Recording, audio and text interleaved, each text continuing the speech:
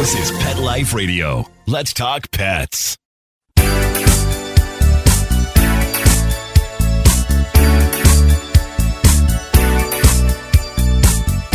Hello! You're listening to Animal Party on Pet Life Radio with me, Deb Wolf. And it is a beautiful morning out here in British Columbia, Canada. Beautiful. It's spring. And flowering trees are going, the cherry trees and all the trees and the daffodils and the irises and the birds are singing. And it's about 60 degrees Fahrenheit in the morning. It's only 9 o'clock in the morning. But it's going to get warmer and warmer, and it's just beautiful here. And recently, I was gifted a rooster. I didn't have a rooster. I had about 90 hens a couple years ago, and a mink came in and did damage, took all of them except 3. So I now have 3 hens, 3 lonely spinster hens, and someone gave me a rooster, a neighbor of mine. So now my 3 hens are so happy. And I wanted them to have a new coop, not the old coop where the massacre happened with the wild mink getting in and hurting all their sisters. So I wanted them to have a new coop, but I didn't want to spend a lot of money on it. So first I started looking on Amazon and Facebook and all that, and they were like $2,500, $2,000. And then there were tricky ones. Like it said 200, but when you click on it, it's actually 2,000. And I started to get really irritated with the whole thing. So I thought, well, this is very basic. And my friend said, why don't we just take an old dresser? So we found a TV stand on Facebook Marketplace and bought it for $10. And it took us an afternoon and then one trip to the hardware store for little bits and pieces, you know, like hinges and whatever. And we made an entranceway off the side and a good lock on the front, and we emptied out some of the insides of it, so it's a big open space, and we hung a dowel on the top, and we put flooring on the bottom for the poop, and flooring on the top for the poop, and last night, caught all 3 hens, put them in there, caught the rooster, put him in there, and he was actually protecting them, even though we just met them 2 days ago. So when I was catching them, he was kind of pecking at me gently. But I caught them all and put them in there. And then 2 hens went up I put the 2 hens on the dowel, but the rooster went up himself. And then I went and put the last one up. And this morning I went in there at 7 a.m. and they were all up there sleeping. And I opened their door. And a few minutes later, sure enough, he started to cock-a-doodle-doo, and out he came. So for $10 and some change, I got a brand new coop that is beautiful. It's beautiful. It's like the kind of wood you have in your living room. It's gorgeous, and it's perfect. So I might post pictures of that at Deb Wolf Pet Expert on Facebook, just for you to see if you're curious. A DIY coop. It could fit 5 hens right now, or 3 hens and a rooster. And if they have babies and raise them up, then I'll just add another dowel. That's easy, right? The laying baskets are separate. I already had my laying baskets. Anyway, if you're interested in that, check it out at Deb Wolf Pet Expert on YouTube. Usually I'm posting about dogs and cats. And the rest of this show is going to be about dogs and cats. In fact, first thing I'm going to talk about before we go to break is my old dog, Blue, a blue heeler. And, you know, sometimes when we have old dogs, we kind of write them off. You know, they don't do much. They don't really fetch anymore, and they don't go on walks anymore, and they sort of saunter and wander, and they don't really run or play like they used to. They still cuddle, and they still eat, and they'll still bark at a stranger, but half-heartedly, you know. But you know what? Blue is still very, very clever. He may not see well, and he may not hear well, and he may not even walk well.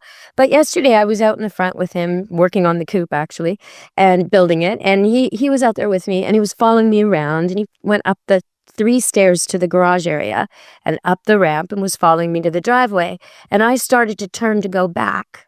And so I picked the stairs that were closest, which are 5 stairs. I said, "Come on, Blue." And he looked at me like, "Well, I will if I have to." And then he turned his head and looked at the 3 stairs, as if to say to me, "How about that way instead?" And of course, an old dog wants to do 3 stairs instead of 5. And that he's that sharp that he knows it. He doesn't want to disobey me. He'd do the 5 stairs if I insisted, but he's trying to say to me very subtly, "Hey, how about the easy way?" So sure enough, that's what we did.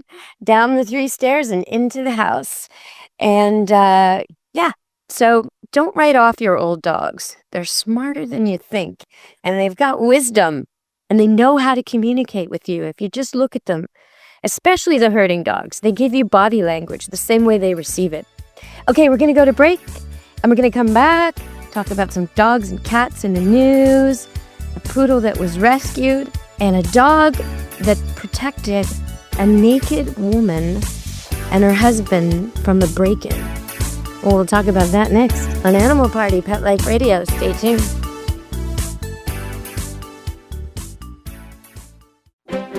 You know the expression, cats have 9 lives. Well, what if you can give them one more?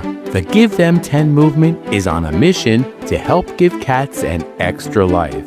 How? With spay and neuter. Spaying or neutering your cat helps them live a longer, healthier life. And it helps control free-roaming cat populations too. Learn more about the benefits of spay and neuter and meet Scooter, the neutered cat, at givethem10.org. That's givethem10.org. Let's Talk Pets on PetLifeRadio.com.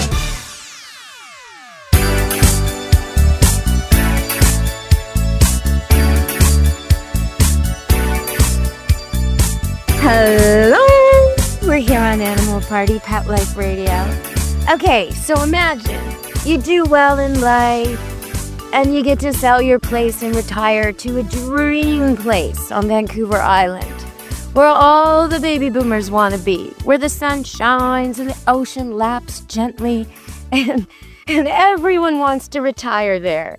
So you get you and your wife, you're a happy couple, early 60s, and you move into a beautiful place, a rural place. You got no neighbors, no worries, no hassles. Absolutely idyllic. Except one night, you've just had surgery. The husband's just had surgery. So he's laying down and he's sleeping and he's, not well. So he's really, really sleeping. And his wife is in the shower and she's naked. And someone tries to break into the house. And the dog is the only thing to protect them. They're so far away from police or neighbors. The only thing that chased that man away was the dog. So well done, doggy. They didn't know you had it in you, but you did. Okay. And also, I want to talk about something else. Now, this is a bit, I guess, controversial. There was a poodle rescued from a dumpster. They're calling him Oscar, like Oscar the Grouch on Sesame Street. And it was in Pacific Spirit Park, which is a beautiful park downtown Vancouver, near Stanley Park. Absolutely gorgeous. It's actually Pacific Spirit Park. That's a weird way to say it. I'm wondering if they're talking about the area near UBC. I bet they are. Okay, well, it's a forested area with the ocean all around it. Kilometers and kilometers of trees and forest and trails, and some of them are horse-friendly, some of them are dog-friendly. This is actually a really great place to visit if you like to ride a bike or walk or hike. It's just amazing, this city. Anyway, so that's why I'm having trouble knowing which park they're talking about, but I think it's the one near UBC they were talking about, the one that leads to Wreck Beach, the best beach in the universe. So, okay, Pacific Spirit Park, well-traveled, well-used, popular park. Boy Scouts go there to do their night hikes. All kinds of stuff happens in these parks. It's beautiful. And they're mapped and they're groomed and there's signs and it's really quite lovely. But there's a dumpster and a poodle dog, not a puppy, a poodle dog was left in a dumpster. And he's terribly, terribly injured with fractures and to the elbow and it needed plates. And the blunt injury was recent. $7,000 it's cost so far. There's a GoFundMe and people are trying to contribute. It's going to take $14,000 to save this old poodle.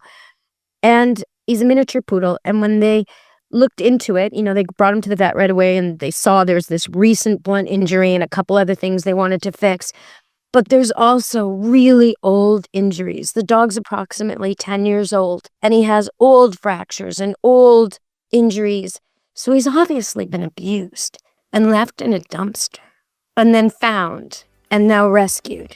Now, how long does a 10-year-old poodle have to live, a miniature poodle? Maybe 12, 13, usually? This guy, will he have that long with this kind of history? I don't know. And would that $14,000 be better spent on rescuing a whole shelter of dogs? I don't know. That's where the controversy comes. Where do you decide to spend the money? Okay, we're gonna go to break, and we'll be back on Animal Party Pet Life Radio. Stay tuned.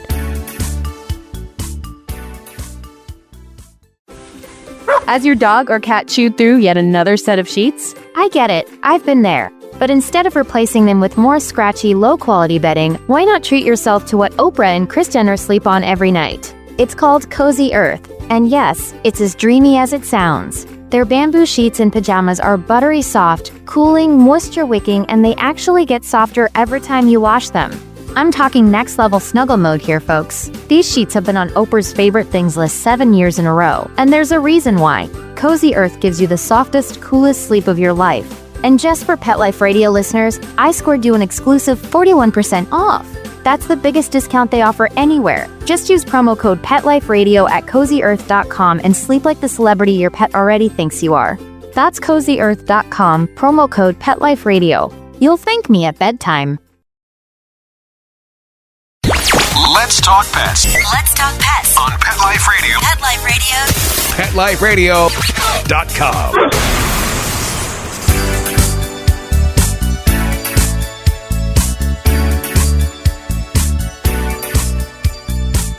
Hello! We're back on Animal Party Pet Life Radio. And as you may have noticed, it is allergy season here.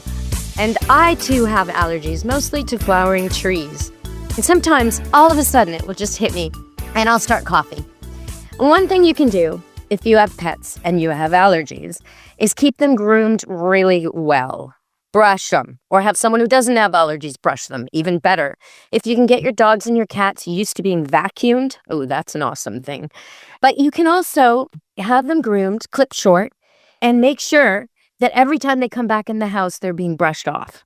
So they're not bringing in that pollen because they're so low to the ground. All the pollen goes flying through the air from the cedar trees, the junipers, the flowering trees, the fruiting trees, all of it. And it lands on the grass, and it lands on the dogs, and it lands on the cats, and then the animals go walking through the grass and it coats them, just like the way a bee gets coated with pollen on their legs. So if you want to do yourself a favor, get that off them before they come in the house. And I've got too many pets to be able to do that, I'm afraid. So it's antihistamine city for me this time of year. But I don't mind. The flowers are worth it. All right. So, yeah, that was kind of a controversial topic. Where do you spend the money? Is it right to spend a lot of money to rescue a dog here? Or should you send that money to Mexico where the same money can rescue 10 dogs? Is it right to bring a dog back when you're on a trip? When there's so many dogs here who need a home? These are all these weird questions that I don't know how to answer. The micro and the macro. Where do you spend your money? Where do you spend your time? How do you best serve the world of animals or the world in general with your efforts? It's a really difficult problem that we all kind of need to face. And I'm not sure that we're going to come up with the answer. I guess it's an individual answer for everybody. Okay, so now I'm going to talk about some college kids.